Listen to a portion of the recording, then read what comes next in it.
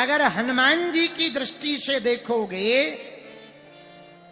तो आपको पूरा संसार राममय दिखाई देगा, पर अगर तुम अपनी दृष्टि से देखोगे तो पूरा संसार काममय दिखाई देगा।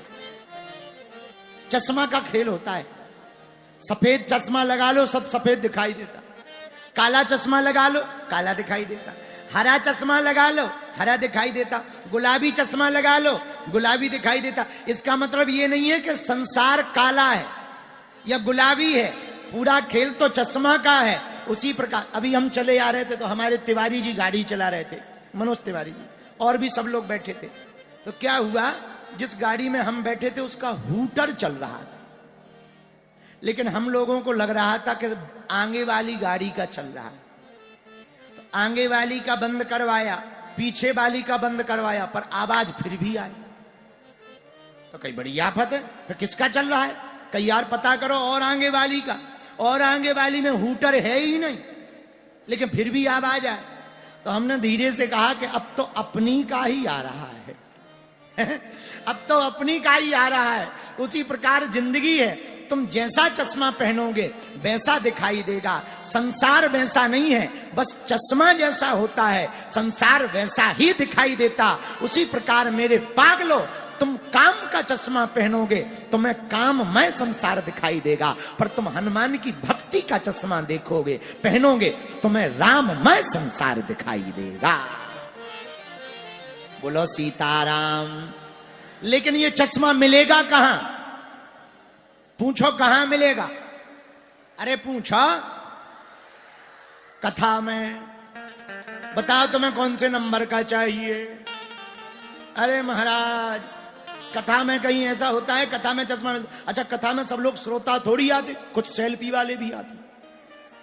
हाँ हाँ ये देखो यही खड़े, जरा इन पे कैमरा करो, टकले पे, ये जो पीली टी शर्ट वाले, मोटा पे कर कर कर, ओए ले ले सेल्फी। अरे काम भाग रहा हो, आजा आजा राजा आजा। बताओ बीच से सिर्फ सेल्फी भर हाँ उठो। पूरी कथा में हमने कितने प्रवचन ठोक दे, उन्हें कोई मतलब नहीं। धन्य है मैया। अच्छा अच्छा सेल्फी भी बड़ी गजब की, इनमें मुंह टेढ़ो कर कर के ले रहे, ऐसे लगन लगा जैसे आधा पैरालाइसिस हो गया। जब नया नया मोबाइल चला तो बहुओं के पास मोबाइल आया, तो एक बहू की शादी हुई तो दो तीन दिन बाद उसने बढ़िया श्रृंगार किया। उसने सोचा सेल्फी खींच के डाल दें फेसबुक पे। उसने मुंह टेढ़ा किया, पर सेल्फी ढंग की आए ना तो और टेढ़ा किया। तो सासू मां चिल्लाई, बेटा आजा आजा, बहू को लकवा का अटैक आ गया है। बेटा भागा भागा, अरे माता जी पैरालाइसिस नहीं हो रहा है, ये सेल्फी का चक्कर है। बोलो सीताराम, जोर से बोलो। बुरा न मानना, मेरठ वालो, चित्र चाहे जैसा हो चरित्र बढ़िया होना चाहिए। कई लोगों के चित्र बड़े सुंदर होते हैं पर चरित्र बड़े ढीले होते हैं। भाई बस कितनी भी सुंदर हो पर अगर इंजन पुराना हो या खराब हो तो किसी काम की नहीं। उसी प्रकार चित्र कितना भी अच्छा या बुरा हो पर चरित्र बढ़िया हो तो बात बनती है, चित्र से बात नहीं बनती। पूजा चित्र की नहीं होती है, चित्र की होती है। अगर चित्र की पूजा होती तो सुंदर लोग पूजे जाते, पूजा तो चरित्र की होती है। तुम जैसे भी रहोगे वैसे पूजोगे। बोलो सीताराम, और जोर से बोलो। हाँ तो हनुमान जी की भक्ति का चश्मा कहां मिलेगा? बोलो बोलो कहां मिलेगा? कथा में। अच्छा बताओ कौन से नंबर काउंटर में मिलेगा? क्या काउंटर लगा है? ना ना ना, आके बैठ जाना है, अपने आप बन के लग जाएगा। कथा में चश्मा लग जाएगा।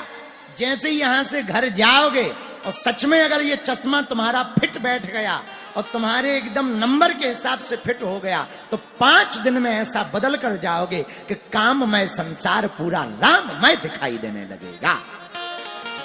बोलो सीताराम, जोर से बोलो।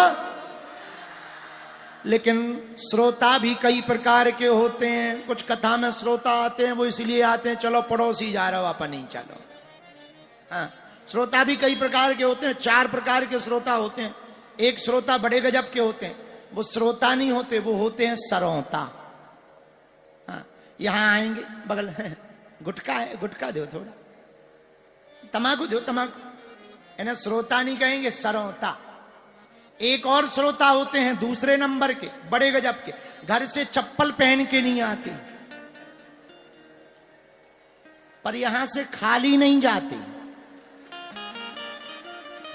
आओ, आओ। जी, और बड़े गजब के होते हैं ये 2 नंबर के श्रोता। तीसरे नंबर का श्रोता भी बड़ा गजब का होता, वो भी कम नहीं होता। कुछ हम देखते हैं जो सोफाओं पे बैठे हैं, हमारी नजर है वीआईपी है। अच्छा, तुम कभी देखना, कभी भी वीआईपी ज्यादा नहीं हंसेगा। जितने सोफा पे बैठे ये हंसेंगे नहीं, और ताली भी इतनी धीमी बजाएंगे कि अगर सत्तू भी हाथ में रख दो तो वो उड़ेगा नहीं, क्योंकि इन्हें ये लगने लगता है कि हमें वीआईपी नहीं माना जाएगा। हाँ, तो ये तीसरे नंबर के जो श्रोता होते हैं वो सोफों पे बैठे रहेंगे, वहीं कथा सुनते ही सुनते। बगल वाला फेंके, अरे जगो हो गई कथा। इन्हें श्रोता नहीं कहेंगे, इनको कहेंगे सोता। सोता ये भी बड़े गजब के होते हैं। कई लोग तो ऐसे होते हैं, एक हमारा चेला था हरियाणा में, हमने उसे कथा सुनाई, वो रोज सो जाए। 3 दिन बाद हमने कहा, भैया हम कथा सुनाते हैं, तुम सो जाते हो, ध्यान में रहते हो क्या, या सच में सो जाते हो? बोले गुरुजी कथा कितने दिन की है? हमने कहा 4 दिन और बची, 3 दिन निकल गई बेटा, 7 दिन की कथा। बोले गुरुजी 1 महीना की नहीं हो सकती? हम कहा क्यों? अरे बोले गुरुजी पूरी जिंदगी नींद की गोली खा खा के मर गए, 1 घंटा नींद नहीं आती है, और आपकी कथा में ऐसा जादू है, बिना गोली खाए 3 घंटा निकल जाता है। हमने कहा ठठरी के बरे नक्कटा मूसर चंद, अरे तुमने सोने के लिए कथा करवाई है, सोने के लिए कथा नहीं है, ये तो सोते हुए लोगों को जगाने के लिए होती है, ये तो जगाने का काम कर। पर चौथे होते हैं श्रोता, जो सबसे आगे आते हैं, सबसे कथा होने के बाद जाते हैं और भाव पूर्वक भगवान की कथा को सुनते हैं, और जो सुनते हैं उसे जीवन में उतारते हैं। ऐसे श्रोता की आंखों में चश्मा लग जाता है। कौन सा? कि दुनिया वाला चश्मा नहीं, राम जी की भक्ति का चश्मा। और जब राम जी की भक्ति का चश्मा लगता है तो उनका अमंगल भी मंगल हो जाता है। मंगल भवन अमंगल हारी,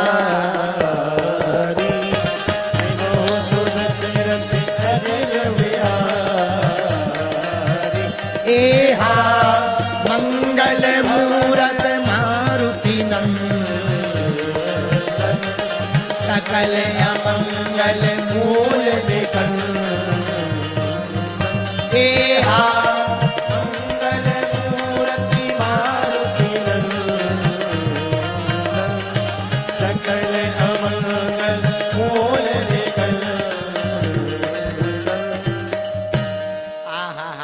हनुमान जी महाराज मंगलों का हरण कर देते, मंगल कर देते हैं। बोलो सीताराम। सीताराम।